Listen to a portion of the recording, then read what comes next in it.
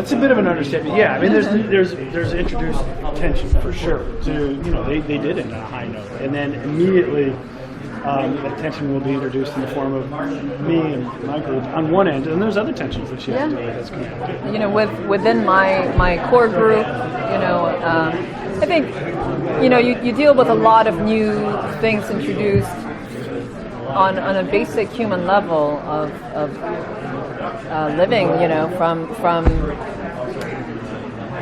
romances going into conflict and new people coming in and not understanding how that communication and that coexistence is going to happen, and them not understanding Mars at all. And yeah, there's a lot of new emotions and new conflicts that are introduced. Were there any real-life managers or leaders that you modeled your command after? And like as you were doing research for acting, were there any real-life figures, leaders that you? Yeah, I looked into Peggy Whitman. She's a phenomenal woman. I looked into the fact that Hana Sang, as an Air Force, as to become a pilot, she was part of the Air Force before she became a commander, and so I did a little bit of research there. And my father was in the Army, so that helped. Okay. He was a colonel, so that the type of discipline and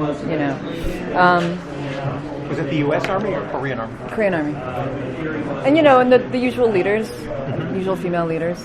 I'm a big admirer of Gloria Steinem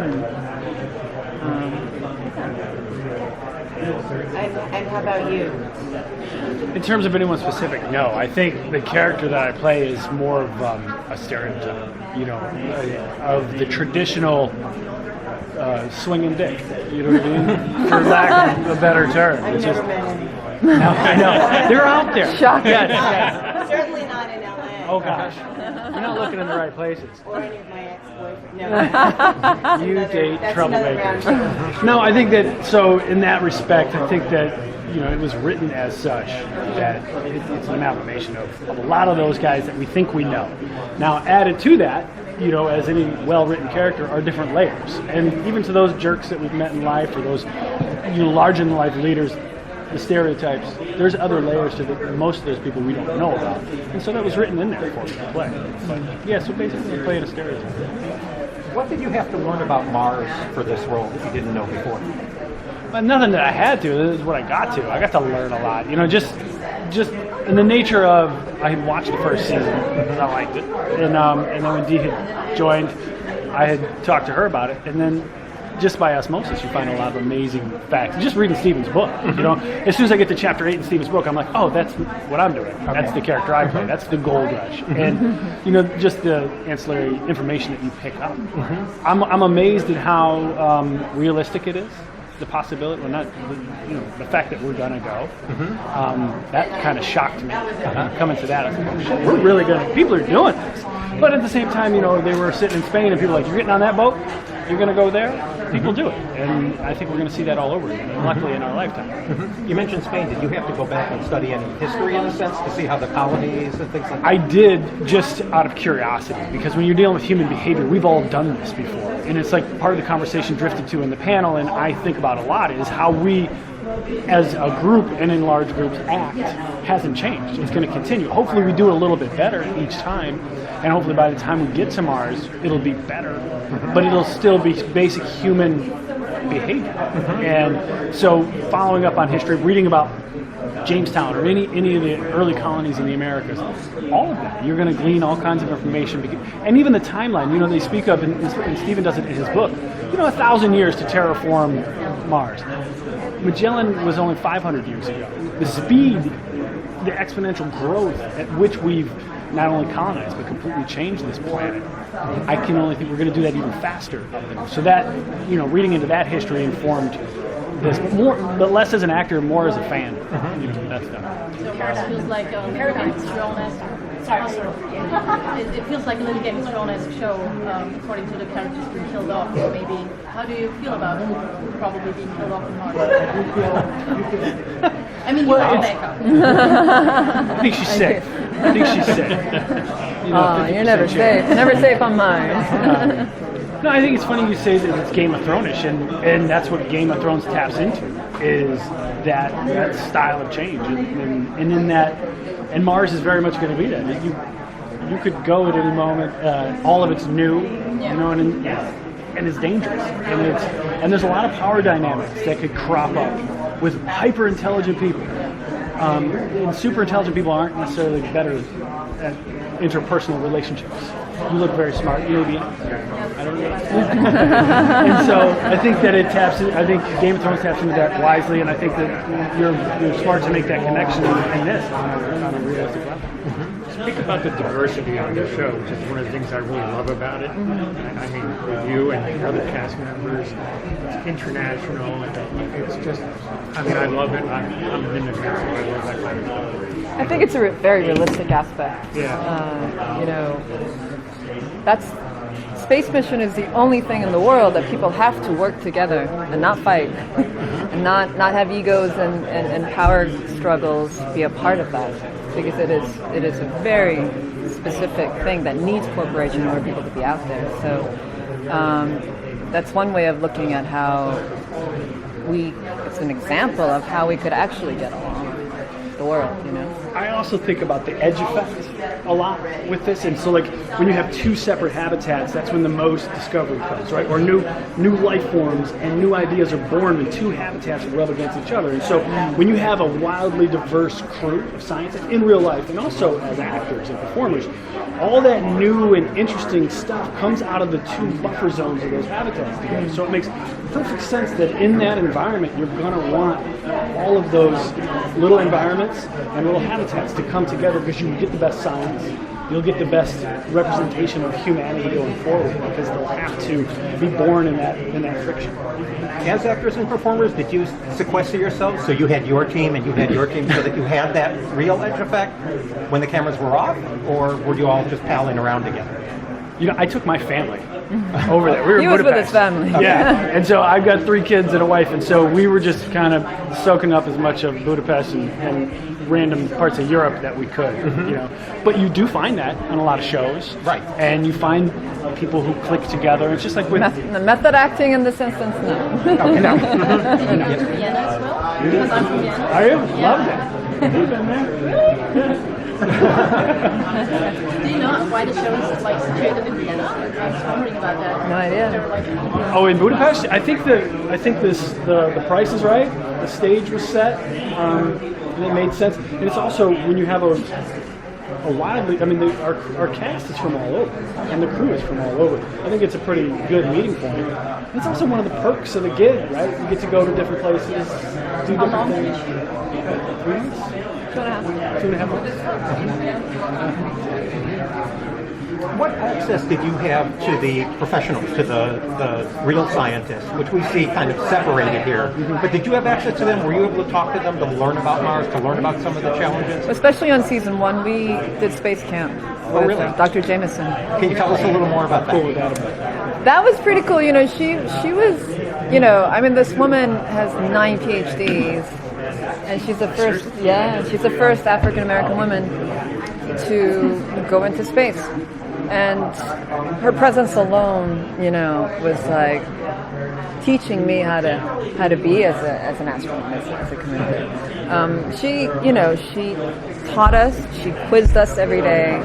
We wore backpacks. We jumped into a pool. We did a lot of physical stuff. We did a lot of studies. And it was fun. Do you have a single fondest memory from that time? From season 1 or from space camp? From space camp. There was a lot of laughing. She went around asking us individually to tell one thing we are really proud to know.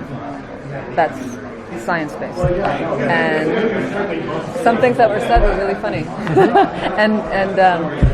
and she made sure if you didn't make any sense that everyone knew that. What did you That tell was them? What was your science fact? my science fact was the moon. The moon, how the moon pulls the Earth's gravity to a certain tilt, and if that didn't happen, we'd be over flooded.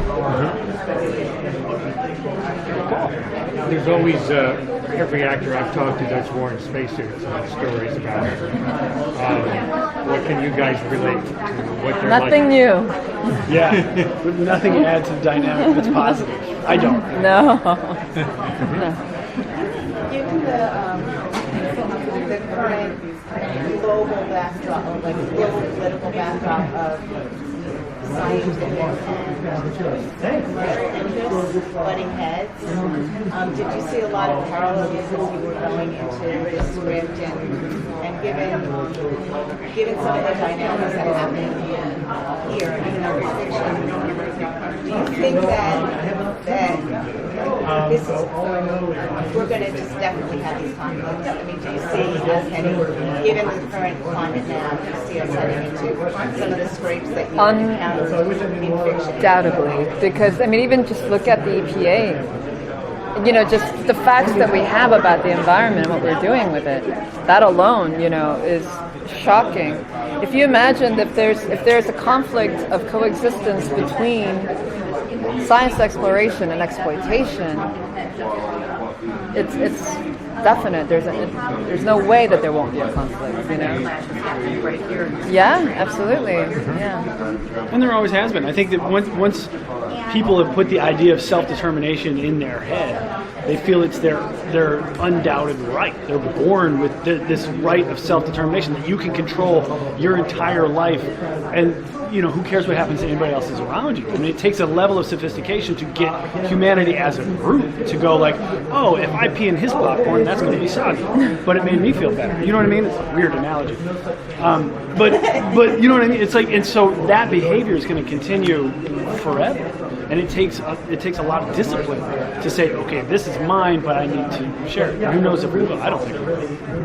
What changed? Yeah. It's very tribal. Yeah. And we're born that way, right? Yeah. I do think that your show is really an allegory for what's happening now.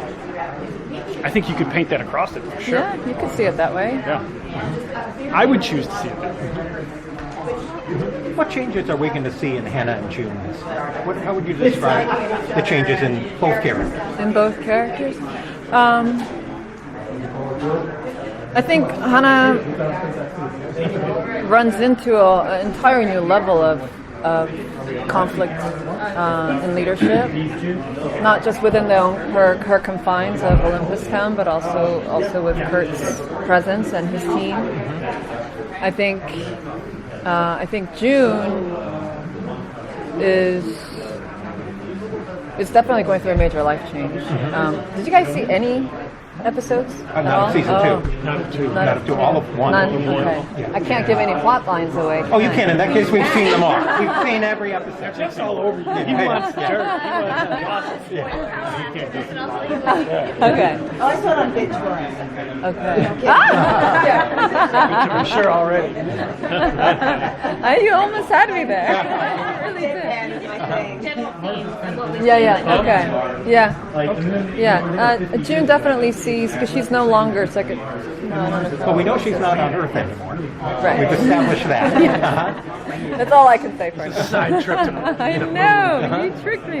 I didn't trick you. No. Okay. What can you tell us about your agenda? Because it's really a different one. Well, it really is the chapter 8 of Stephen's book. You know, it's the gold rush. You know, he puts in his book. He's like, this is why farmers went to Sutter's Mill in California. They're like, it's representing that next movement, and hopefully letting the audience decide if that's healthy. It's not because it's innate. It's already been done. That's what SpaceX is all about.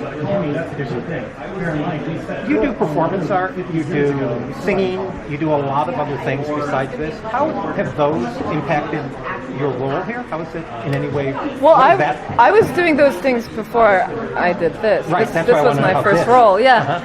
How is this impacting that? Both ways, I yeah. don't get to do as much of that as Okay. I do this. A little less, but no. But it's you know, I believe that as creative people, we can go from one medium to the next, and you can explore your artistry in different mediums, and it actually enhances.